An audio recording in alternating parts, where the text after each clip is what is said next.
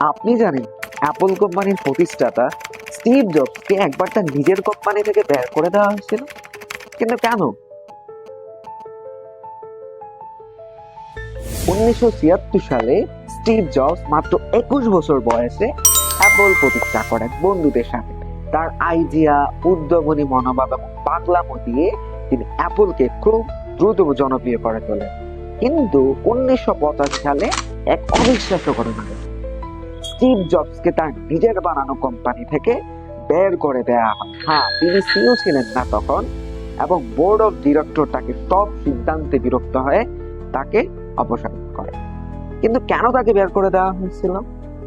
তিনি ছিলেন অত্যন্ত কঠোর, নিজের সহকর্মীদের উপর চিৎকার করতেন। তিনি ছিলেন অসাধারণ, কিন্তু দলের মানুষ নন। তার সঙ্গে অন্য কর্মকর্তাদের অনেক মতবিরোধ ছিল। অ্যাপল তখন কিছু ভুল প্রোডাক্ট লঞ্চ করেছিল এবং জবস তার দায় ছিলেন না, তাই তাকে সরে যেতে বলা হয়।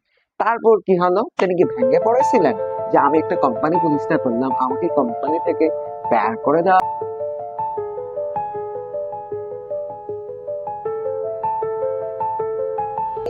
বরং ম্যাক্স নামে নতুন কোম্পানি খুললেন এবং পরে সেই কোম্পানি এবং জবস ফিরেন তার নিজের কোম্পানি, তৈরি করেন আইফোন, আইপ্যাড, যা বদলে দেন প্রযুক্তি।